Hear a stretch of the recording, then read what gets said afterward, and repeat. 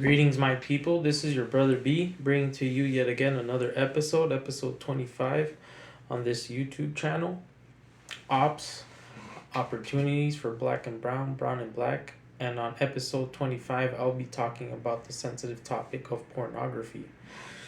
So, pornography has existed for multiple decades, and it's tied in to a certain extent with sexual work. As far as prostitution, one of the oldest, people say the oldest profession that has existed. So, when it comes to pornography, based on my generation, all it's been doing is, to a certain extent, desensitizing sex and introducing different levels of sexuality and perversion. And this affects as far as men and women. It affects them in establishing or maintaining relationships, the gray matter in our brain, etc. Each person's gonna get affected differently because we are all different to a certain extent when things affect us. Okay? So when it comes to pornography, it gets me thinking. So in my generation, there's been a heavy push as far as man on woman of pornography, uh, the anal part. So later in another channel, I'll be talking about like what the devil's about, inversion, and there's a whole plan right now to depopulate the earth.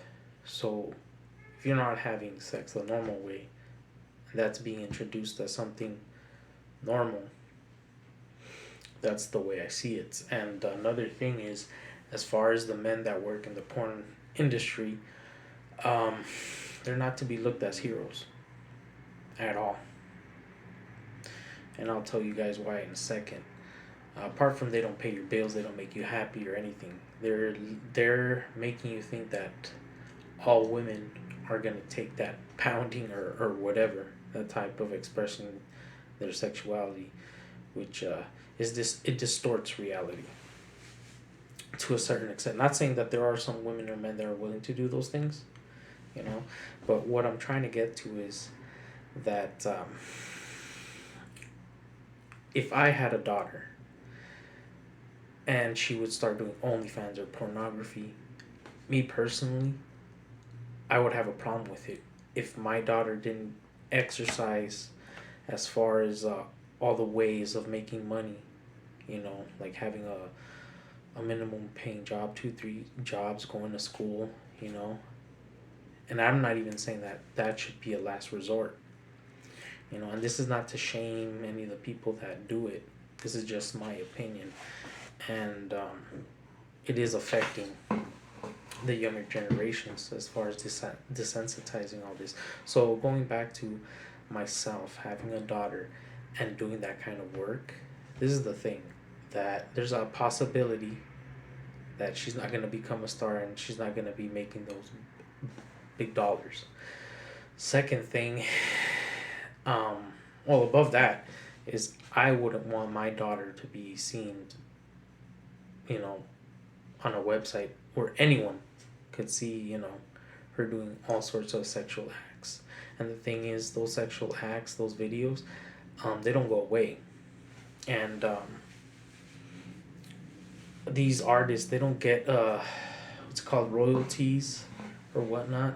It's just the transaction when they do the video, and that's it. It's a one-time payment, from my understanding. So the ones that really bank off of these people, women and men, are the companies.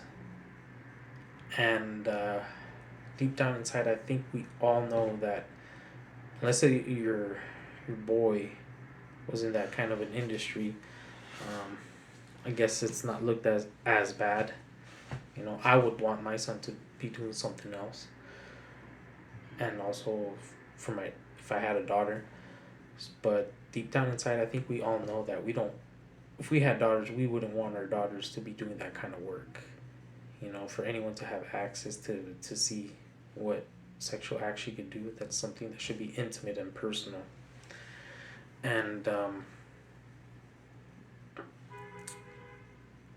And it's really getting to a point where when I was a younger person, you'd go into the movie, the 2020 or the Hollywood blockbuster, the it was private, and if you were to be seen in there, like even people like that were older and would see the older people that were above 18 or 21 to be looking at those films, you would be shamed. And now it's not even shamed at all, because now you could see it on your phone and the privacy of whatever.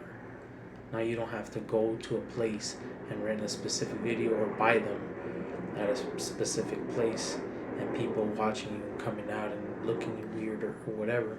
Now it's been very normalized, especially with these lockdowns. Come on. So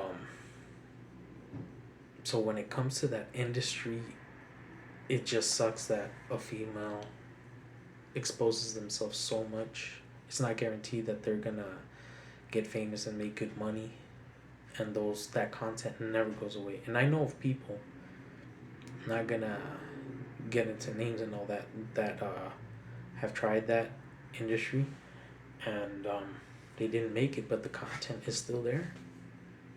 It's still there. And the thing is, if you have your own kids and they start getting bullied because of that, it would just suck. That their depression, their anger, resentment, whatever it is towards people, towards the mom or the dad, is because of something like that could have, in a way, been prevented, And another thing I find very interesting is that back in 08 and 09 when the crash happened, the porn industry asked to be bailed out, and it just blows my mind. I don't know if they got bailed out, but this is the thing. If they did, what are the benefits that industry gives to humanity throughout the world? Zero. And I guarantee you that.